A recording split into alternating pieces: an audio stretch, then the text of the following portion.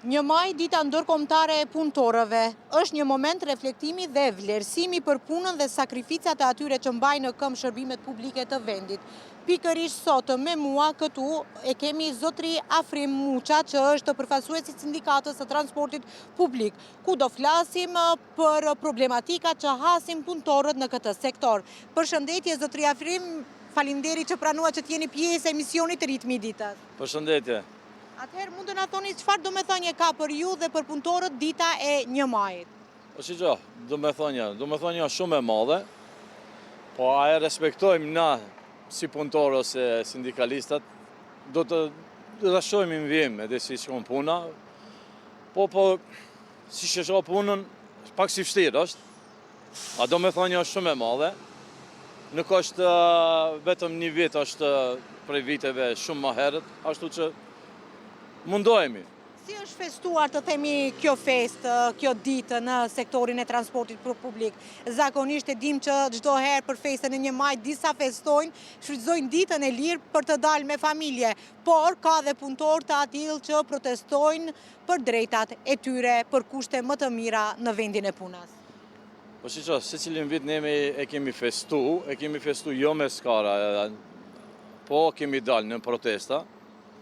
Po drejtë me ju të regu, 2 vitet e fundit nuk u marrë pjesë, për arsye që kishmi një mbledhje vitin 2021, e kisha një propozim unë deri te sindikata e Konfederatës së Lirë, që ka jemi na antar atje dhe Konfederata e Sindikatave të Maqedonisë, e kisha një propozim unë aty, në atë propozim, prej 29 që ishme antar atje të sindikatave, vetëm unë isha por. Do shta t'i bashkoj sindikatat, që dalmi një protest, t'ju tregojmë edhe qeverive, jo vetëm kësaj qeverije, po gjitha qeverive t'ju tregojmë se jemi nëmi bashk, jemi duke punu për punëtorët. Po e pas që s'kishte, po, edhe, votimi ishte 28 kundër, vetëm unë isha pra. E pas që s'ka, por atë arsye për ju tregoj që 2 vitet e fundit nuk u marrë pjesë në ato protesta. Tash këtë vitën për 1 maj, cilët janë kërkesat e juaj si punëtor të transportit publik? Çfarë kërkoni në këto festa? Çfarë duhet të përmirësohet ose çfarë duhet të ndryshohet në transportin publik? Shisho, transporti publik ka shumë punë. Do me thonë, unë që 25 vjet jam me sindikat mire, kemi pas do lutje deri te kompania jonë, ku jemi atje konsum, do janë realizume, ende kemi punë, për shembull orët që i kemi për t'i pague, do me thonë 168 orë i kemi normal, sikur krejt ose 4 hetar në javë, por kompania ende nuk e ka planuar atë propozimin tonë që i kemi, që duhet mi pague ato orët të për që i punojmi, që ato e kemi pas edhe do tjera që për shembull si shofer i ri i autobusit, a nuk ka shofer i ri, po ata para 2 viteve kompania jonë e pranoi, tash si cili shofer e merr të njëjtën rrogë. Se atë probleme kemi pas afër 10 vite, nuk është realizu. Po mendimën, do me thonë mendimën time, më shumë të unë e kum pasën atje efekt, kum punu me drejtorat, me kryetarën, mujtë thamë, po jo atë shumë, është pranua jo, tash për këtë vozicave shka janë, kreti morin rrogën njësoj, që nuk është sigur para 10 viteve që mund të them 100 ose 150 punëtorë, nuk e mirë që një rrogë njëjtë sigur punëtorët shka janë me vendim pune. Mund të na thoni se cilët janë sfidat më të mëdha që përballen punëtorët në transportin publik? Sfida ka shumë. Sfida si cilën ditë ka. Lajmëron shumë punë, por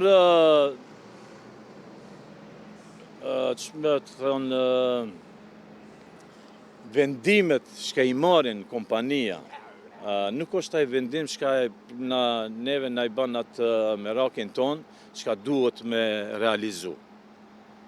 Për ditë kemi probleme, për shemë mu i thamë një sfit, i drenojnë për një punë thjesht, e cila s'ka kur një farë arsye, ato e denoj një punëtor. Po kur gabon dhe një shef, ose dhe një drejtor, ose pa më parasysh që aty nuk ka as një farë dënimi nuk ka. E sfidat i kam unë, muj me thonë, si cilën ditë këto punë. Si cilën ditë i kam përballë me këto punë. Pasi që ju jeni e cekët, ju jeni edhe vozitës i autobuzave, me çfarë përballen të themi punëtorët e transportit apo vozitësit e transportit publik, se ju gjatë gjithë kohës jeni në rrugë, në trafik, hasemi me probleme të ndryshme. Cilët janë të themi sfidat më të mëdha që kur jeni në vendin e punës që përballeni? Si që unë momentalisht nuk jam vozitës, isha afër 12 vite vozitës, tash nuk jam vozitës. Sfidat janë shumë të mëdha. Në më thonë, jo respekti ndaj vozitës të autobuseve nga ana e themi vozitësve me vetura që janë. Ajo sfida është më e madhe, nuk kanë respekt. Nuk kanë asnjë farë respekti. Tash sfida tjera ka koha. Nuk kanë kohë të mrinë në destinacion ku e kanë. Për shembull, i japin kohë 35 deri në 40 minuta, në atë kohën kur është ka vetura shumë nëpër qytet. Me ato sfida ende nuk e kemi rregulluar këtë problem. Zotëri Afrimi, mund të na thoni se a janë kushtet e punës të kënaqshme dhe të sigurta për punonjësit në transportin publik? Jo, nuk janë të kënaqshme. Edhe të sigurta jo bash. Më thonë, ne jemi anku s'di sa herë, jemi anku për këto punë. I kishmi 250 autobusa, tash në funksion janë afër 140 dhe 150 autobusa, të cilët me mundin e vetë, punëtorët që ka punojnë në për garazhat që i kemi atje, mundohen të rregullojnë siguria. Siguria sa tash muj me thonë që jo 100%, po dhe s'muj me thonë që jo dhe 0%. Na jemi ati, mundohen punëtorët të punojnë, investime nuk ka, muj me thonë lirish 4 vitet do më thonë prej vitit 2021 deri sot, investim në JSP është 0. 0 për pjesë, po du me thonë për një rroke, për një asaj, s'është problem vetëm për pjesë, me investu 0 është. Nuk kanë munguar edhe protestat gjatë këtij viti që jemi. Keni protestuar për paga, për kushte, për shumë çka. Mund të na thoni se janë edhe ato kërkesa gjatë festës 1 maj që do i kërkoni këto për drejtat e punëtorëve? Po, e vërtet është. Kemi protestuar në vitin 2022, me 22 tetor. Ishte një protestë shumë e madhe. Ishte një protestë e cila pas 75 viteve jemi ndalë. Dhe më thonë, nuk asë një autobus nuk ka dalë prej bazave në qytet. I kishmi kërkesat tona, po kryetarja e Shkupit nuk gjinte kohë me arë me bisedu me neve. Jo vetëm ajo, po edhe timi menaxher që ka ishte në JSP, edhe ato nuk kishin shme thonë interesim, dalmi të bisedojmë, ose të na i pranojnë kërkesat tona, sikur që i thash paraprak, po shumë kemi shumë kërkesa, po ato e shiqojnë vetëm vetin e vetë, kishmi problem me pagat nuk i pshin me kohë, bones kishte, por ata ndodhin ma 75 vite natë ndalemi, i kishmi problemet e tona, edhe du me thonë që kryetari e Shkupit asë një investim nuk e ka bo deri tash. Asë një investim në QP të na, në Shkup. Po. Mund të na thoni se cili është roli sindikatës në mbrojtjen e të drejtave të punëtorëve në transportin publik? Roli janë sindikatave gjithmonë, kur kanë probleme, lajmëron të unë. Normal, kemi edhe 2 sindikata tjera janë, lajmëron të unë. Une mundohem me shpirt që thënë, që unë ndihmoj. Kum pas suksese dikon, por dikon edhe nuk kum pas suksese, drejt me ju tregu, se vjen dhe një drejtor, nuk e pranon ato tonat shka kemi kërkesat, mundohemi, jam bundu shumë. Cilët janë kërkesat e juaj, themi, apo edhe ankesat e punëtorëve të transportit? Si e para kërkesa është paga, rritja e pagës. Ajo është kërkesa e parë që neve e kërkojmë. Se sot e kemi një mbledhje për kërkesën e pagave, pikë pari.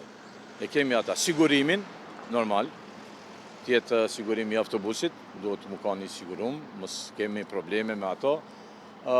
Kërkesa tjera, cilat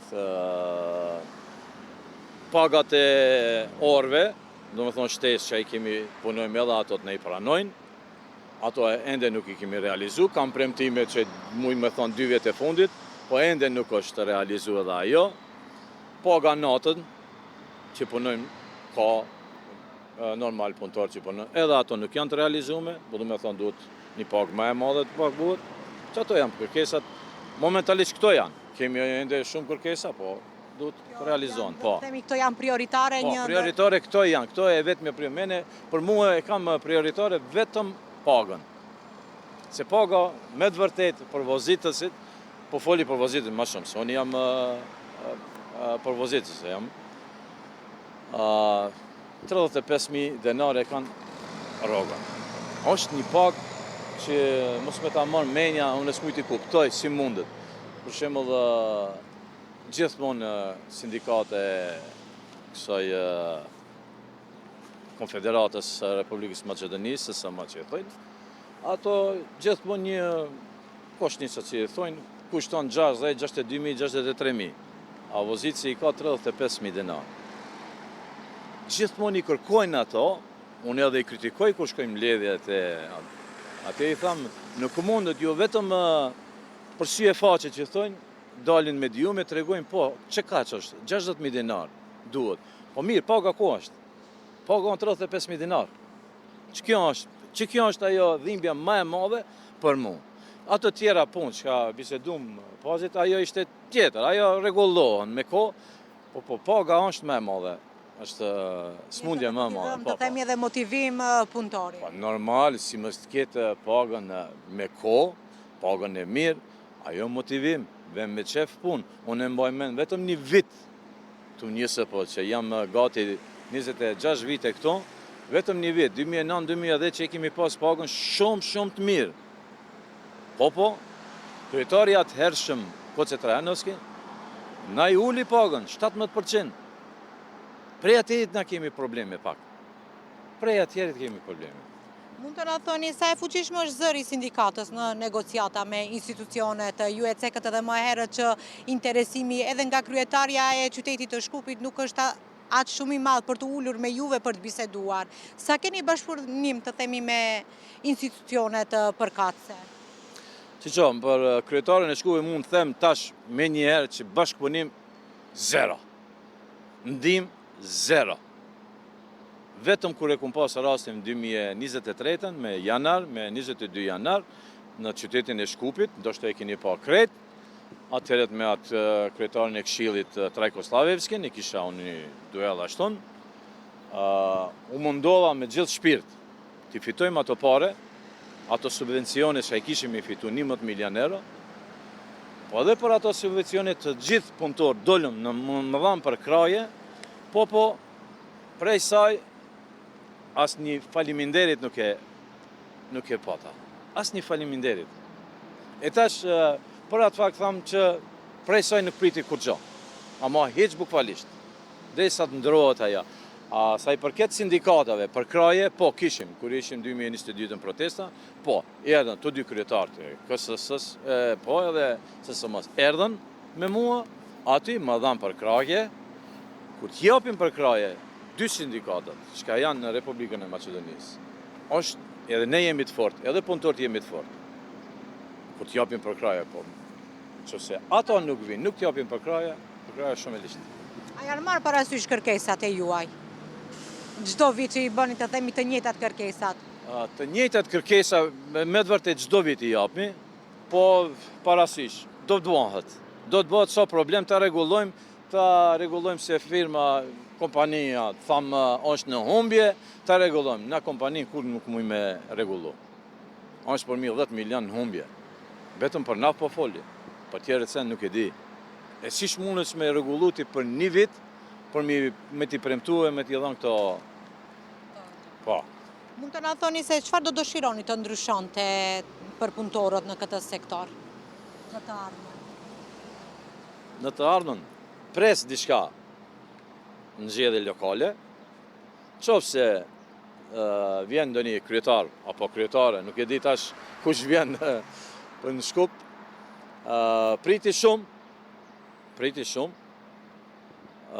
edhe me na ndihmu qeveria, edhe qeveria duhet këto të marrë masës, se kishte Neli para 2-3 javë thanë që kishte për 80 autobuza bëhet fjalë, edhe me autobuza, po mu më merr mendja që kemi me pas sukses me këtë kryetar të ri ose kryetare që të vjen në Shkup. Me plotësoje këto kërkesat tona, po. Mund të na thoni cili do të ishte mesazhi juaj për qytetarët dhe institucionet për këtë 1 maj? Mesazhi të bëhen bashkëpunëtorët. Çaj janë mesazhi kryesor, të jemi bashkë. Kur jemi bashkë, dalim fitus. E jo të dahën, jo ai atje, jo ki këtu. Një tjetë, bashkë, qëse shkojmë bashkë, fitojmë. Qëse nuk shkojmë bashkë, nuk fitojmë kur gjë. Dhe për në fund, si mund të ndihmoj bashkëpunimi mes, të themi, mes qytetarëve dhe punëtorëve për një shërbim më të mirë, të themi, edhe më të drejtë? Bashkëpunimi me qytetarët. Ne deri tash kemi pas problem me qytetarët. Bashkëpunimi normal, lajmërohet dhe një problem, isha pas shef edhe ato të në ndihmojnë shumë neve, o ta që shka arë koha, se se dhe pëkshik pundën e vete, bashkëpunim, s'pres aqë shumë me thonë, po me dasht mund me në ndihmu, me dasht. Nëse keni edhe diçka tjetër të shtoni për festën e 1 maj, të urdhëroni sot është dita e punëtorëve, jo vetëm e juaj, por edhe e imja e gjithëve ne të cilët punojnë. Që, i kisha uru gjithëve festën e 1 majit, por jo me skara, jo me pije, po t'i tregojmë qeverive që jemi bashkë. Me ata që jemi bashkë t'i tregojmë që drejtat i dojmë na. I kërkojmë këto drejta i kemi. Jo dalmi të qëtitemi, jo të shofmi ka ndodhë kjo në Greqia, po gjithë kënda, jo, protesta, jo. Ty të regojmë, une kam një bindje që vetëm bashkë, që se punojmë, realizojmë. Po. Ju faleminderit edhe njerë shumë zotëri Afrimi që ishit të pjesë e emisionit tonë në ritmi i ditës. Faleminderit e për juve. Faleminderit. Shikues të ndëruar, 1 maj mbetet një ditë simbolike për të drejta dhe dignitetin e punëtorëve. Mbetet po aq e rëndësishme që zëri i tyre të dëgjohet çdo ditë. Respekti dhe përmirësimi i kushteve të punës nuk janë vetëm detyrime ligjore, por edhe detyrime shoqërore që na përkasin të gjithëve.